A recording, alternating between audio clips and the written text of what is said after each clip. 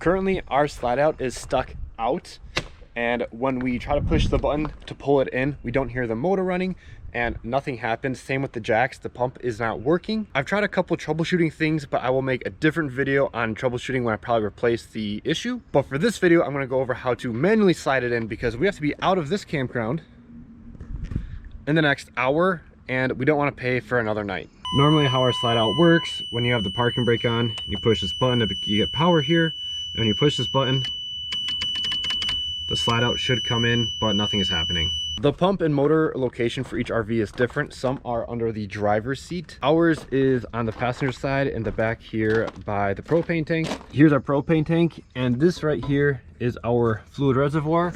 And on the back side of it, there is our pump and all the whole system. So now when you're laying under it, our spare tire is right here. So it's a little tight. You could make it easier and remove that. I probably will when I replace the pump.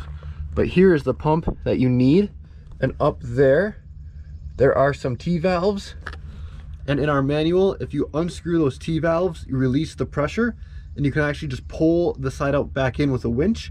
And we're gonna try with a ratchet strap because we don't have a winch. Chances are yours are rusted just like mine. So got some pliers here to try and twist it off easier. It goes counterclockwise and it should rotate about 6 times. Once the valve was broke loose using the pliers, it was fairly easy to do and you can almost do it with your hands. One last piece of caution is to make sure you have all these wires out of the way so you don't accidentally cut one or pull one out during this process. That took about 5 or so minutes. You can see how open they are now. I may have lied in the beginning. We did actually have a winch and we did actually need it. Here's our setup. We have our winch and we had a screw underneath the kitchen sink, and then we just attached it to our couch there. And when we crank it, it moves just a little bit. We just got it to move for the first time, so we're gonna hope that we can just crank it all the way in.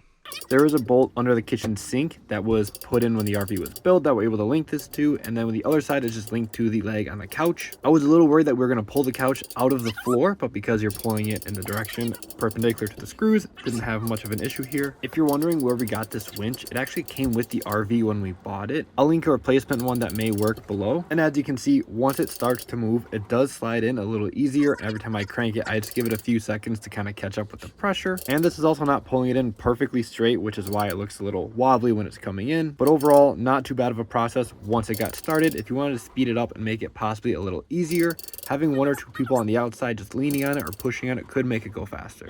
If you don't have a bolt under your sink, another anchor that I thought of is you could run a strap outside the door and wrap it around a tree, or run the strap outside and hook it to the hitch of a car or something else that's really stable. This probably won't pull it in as straight, but you should still get enough force here to pull it in. And just like that, slide out.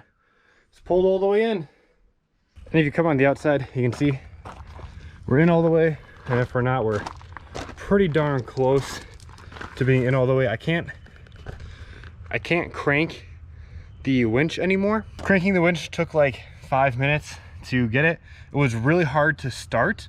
So you want to make sure those valves are open all the way so there is no pressure or it can escape from that pump. I would say majority of the time when the pressure was spent on that first one, once you get the slide out to move, then it slides in pretty smoothly after that. However, the only downside is now our slide out is stuck in. I'm actually gonna go in and tighten up those T-bolts again so this doesn't accidentally slide out. I would be amazed if it did, but just as a safety precaution. But if you wanna see how I fix the pump or the solenoid or whatever back there is broken to get the slide out back out and moving again, make sure you subscribe and I'll link that video below once it's ready.